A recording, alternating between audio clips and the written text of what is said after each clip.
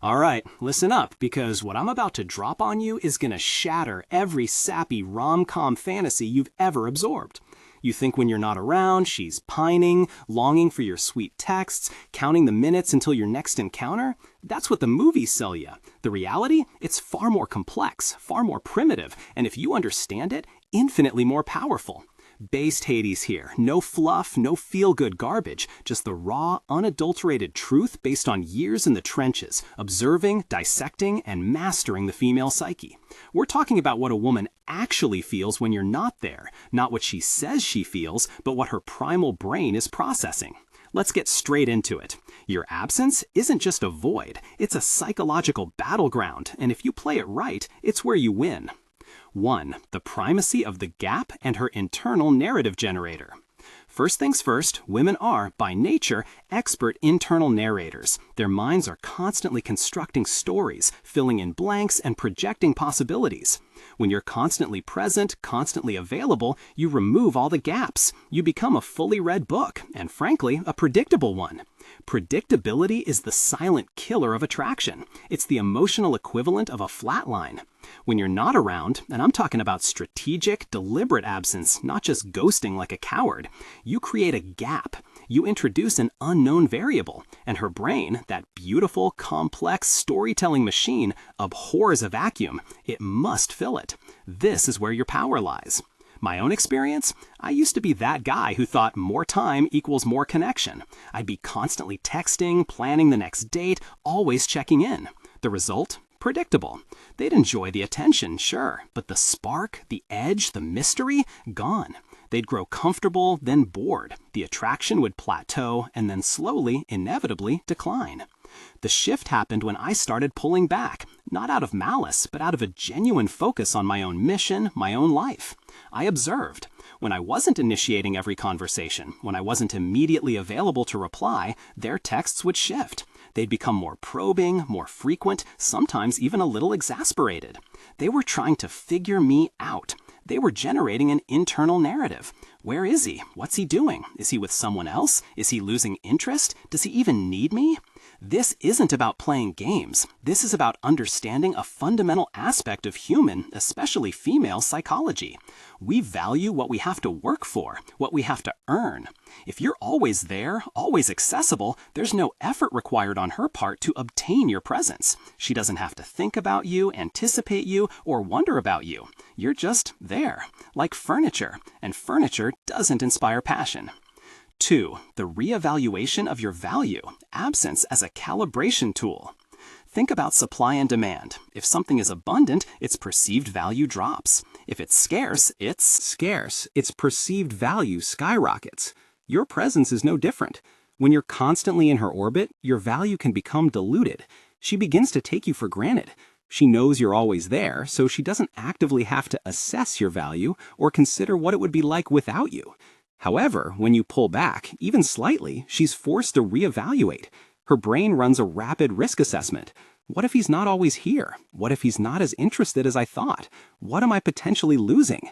This isn't a conscious logical thought process in most cases. It's an underlying emotional stir. I've seen it countless times. A girl is perfectly happy, maybe even a little complacent, when I'm consistently present.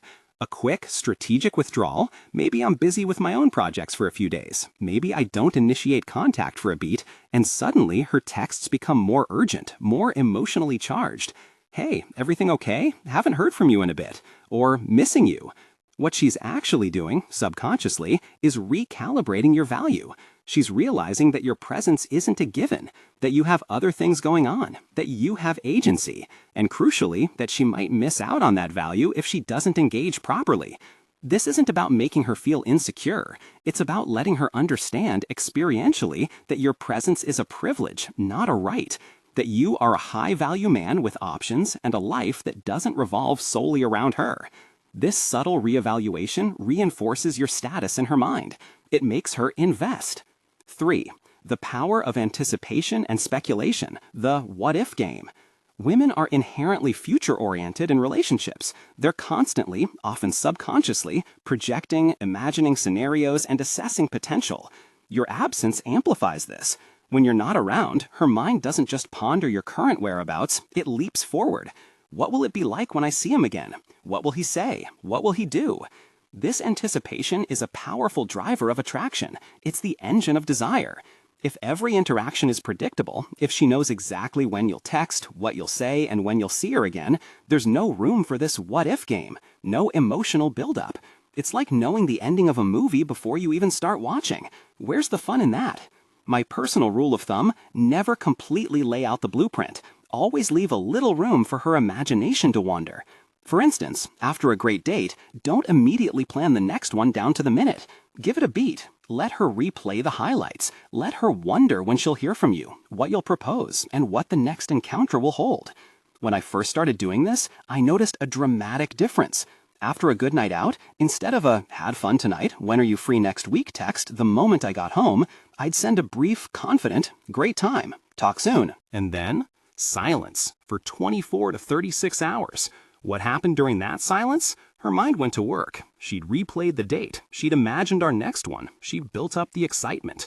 And when I did reach out, her response was always more enthusiastic, more engaged, because she had invested mental and emotional energy into that anticipation. This isn't about leaving her hanging indefinitely. It's about understanding that a controlled, strategic delay can turn a simple interaction into an event she actively looks forward to, rather than just another item on her schedule. 4. The pre-selection effect. Even in your absence, who else is there? This one is raw, but it's true. When you're not constantly available, a woman's mind will naturally, even if subconsciously, begin to consider why. And one of the most powerful conclusions she can reach is, he's busy because he has other options. This isn't about parading other women or making her jealous. It's about conveying through your actions that you are a high-value man who isn't desperate for her attention, that your time is valuable, that you have a vibrant life, other pursuits, and yes, potentially other women who desire your attention. This triggers the pre-selection principle. If other women want you, you must be desirable. It's a primal shortcut in female attraction. Your absence, when paired with a strong initial impression, subtly communicates this. She's not just wondering what you're doing, she's wondering who else might be vying for your time. In my early days, I'd over-explain my unavailability. Sorry, can't make it, I have to help my buddy move, and then my mom needs me, blah blah blah. Weak, pathetic. It screams, I have no life and I'm fabricating excuses. The alpha move? Busy, or got plans. No further explanation needed. I remember one instance, a girl was pushing hard for my time, trying to lock me down for a full weekend. I simply said, can't do the whole weekend, I've got commitments. No details, just a clear boundary. Her response wasn't anger, it was an intensified desire to get some of my time. She suddenly became more flexible, more eager to fit into my schedule. Why? Because my clear, unexplained unavailability signaled that I was a man in demand, that I wasn't waiting around. This isn't about being evasive, it's about having a full life that genuinely fills your time. When your life is genuinely rich and purposeful, your absence becomes a natural byproduct, and it automatically triggers this pre-selection effect in her mind. She realizes she's competing for a limited resource, your time and attention. 5. The emotional investment principle, making her chase mentally. Attraction is not just about what you do for a woman, it's about what she does for you. The more emotional and mental energy she invests, the more she values the connection. Your absence is a prime catalyst for this investment. When you're always providing, always chasing, always initiating, she doesn't have to invest. She's simply receiving. And what's freely given is often undervalued. But when you create space, when you don't instantly reply, when you don't always initiate contact, her mind is forced to work. She starts thinking about you more. She wonders. She rereads your last message. She might even plan what she's going to say to you. This is her investing. This is her chasing, not physically, but mentally and emotionally. I've had women, after a period of my strategic absence, confess that they spent hours thinking about me, wondering about me, or even getting slightly annoyed that I hadn't reached out. This isn't a negative. It's an admission of emotional investment. They're telling you they were thinking about you, often more than you were thinking about them. That's a win. Think about it. Who values a relationship more, the one who constantly gives or the one who is constantly trying to get? It's often the latter. You want her to be the one who feels the need to secure the connection, not you. Your absence is a powerful tool to shift that dynamic. My method? I focus on my purpose. I work on my goals, my business, my body. My phone becomes a tool, not a tether. When I'm genuinely engrossed in my mission, I'm naturally less available. This isn't a calculated manipulation. It's an organic byproduct of living a high-value life. And the results are undeniable. The women who stick around, the ones who truly engage, are the ones who are willing to invest their own emotional energy. The others, they filter themselves out, which is exactly what you want. You want women who are willing to meet you where you are, not demand that you revolve around them. 6. The scarcity mindset versus the abundance mindset, for her. When you're consistently available, you project an abundance mindset. I have plenty of time, plenty of attention, it's all yours. While that sounds romantic on the surface, it often triggers an abundance mindset in her regarding you. She thinks he's always there, so there's no urgency. However, when you strategically demonstrate that your time and attention are finite, that you are a busy, purposeful man, you subtly create a scarcity mindset in her regarding you. She begins to perceive your attention as a valuable, limited resource. This isn't about making her feel like you're playing hard to get. It's about genuinely being hard to get, because you have a life that is demanding and fulfilling. When she gets a piece of your time, she should feel like she's won a prize, not just another participation trophy. I've observed that the women who were most into me were often the ones who had to work a little harder to get my attention or to secure a spot in my schedule. They weren't high maintenance in an annoying way. They were genuinely invested in making it happen. The women who expected instant gratification and constant availability usually fizzled out, and good riddance. Those aren't the women you want. Anyway, they're looking for an emotional babysitter, not a partner. Your absence creates this dynamic. It forces her to shift from a complacent, entitled mindset to one where she understands that if she wants to be part of your world, she needs to show up and earn it, just like you would for her. It fosters respect. 7. The emotional roller coaster, controlled and strategic. Let's be real, women are driven by emotion. They crave emotional experiences, the highs and lows, within reason. A relationship that is perpetually calm, stable, and predictable can, ironically, become boring. It lacks the emotional texture that keeps things exciting and engaging. Your presence brings a certain emotional state, and your absence brings another. The key is to manage this oscillation. You don't want to create extreme, damaging highs and lows, but a controlled rhythm of connection and space. When you're present, you're bringing your masculine frame, your leadership, your humor, your energy. That's a high. When you're absent, you're creating a different emotional state, longing, anticipation, perhaps a touch of uncertainty, a desire for reconnection.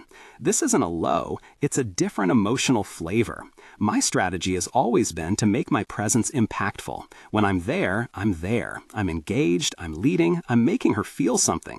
Then, when I step back, that lingering feeling, that emotional imprint is what she reflects on. Her mind re-experiences those feelings in your absence. If your presence is weak, if you're just passively existing, then your absence will just be an absence. Nothing to miss, nothing to reflect on. So, the effectiveness of your absence is directly proportional to the impact of your presence. Make your time together count. Make it an experience she won't just forget when you walk away. 8. Her communication during your absence, deciphering the signals. When you implement strategic absence, she will communicate. It's crucial to understand what she's actually saying. Hey, haven't heard from you in a bit. Everything okay? This isn't concern for your well-being. This is her checking if you're still investing, if you're still interested, and subtly prompting you to re-engage.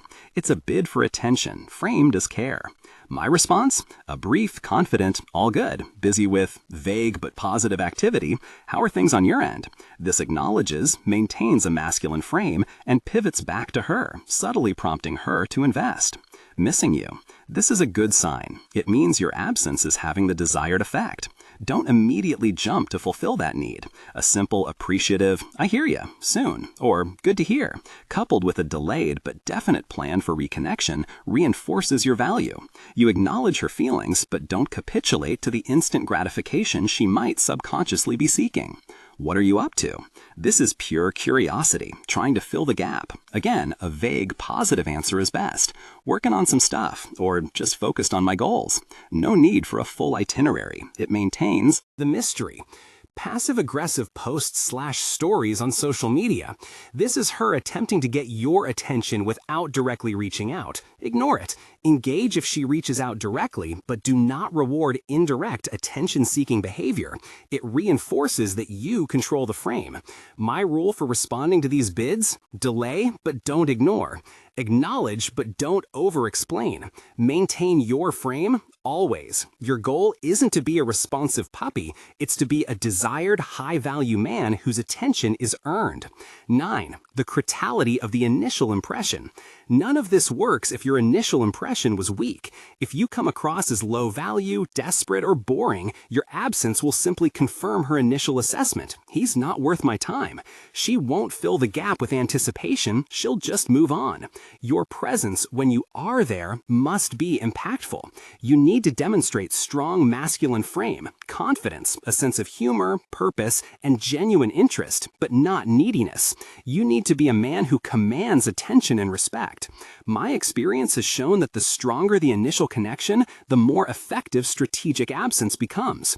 If you've laid a solid foundation of attraction and intrigue, your absence becomes a potent accelerant. If you haven't, it's just a fade out. So when you are with her, be present, lead, challenge her, engage her intellectually and emotionally. Create an experience she'll remember, and, crucially, one she'll want to re-experience. That's the fuel for her internal narrative generator when you're not around. 10. The end game, why you do this. Let's be crystal clear. This isn't about manipulation. This isn't about playing games to hurt or control anyone. This is about understanding human, specifically female, psychology, and using that understanding to cultivate stronger, more respectful, and more passionate connections. When you master the art of presence and absence, you achieve several critical outcomes. She invests more in you, both emotionally and mentally. She works for the relationship, which makes her value it more. She respects you more because you're a man with a purpose, with boundaries, and with a life that doesn't revolve around her. She feels more attraction. The mystery, the anticipation, the perceived high value, these are all powerful drivers of desire. You maintain your masculine frame. You are the rock. You set the pace. You lead. You don't react to her every whim. You filter out the wrong women. Women who demand constant attention and validation, who can't handle a man with his own life, will naturally filter themselves out. This leaves you with women who genuinely respect and appreciate you for who you are, a man of substance and purpose. My goal, and what should be yours, is to attract a woman who sees you as an exciting, high-value partner, not a predictable comfort blanket. Someone who is genuinely thrilled to be in your orbit, and who understands that your presence is a gift, not a right.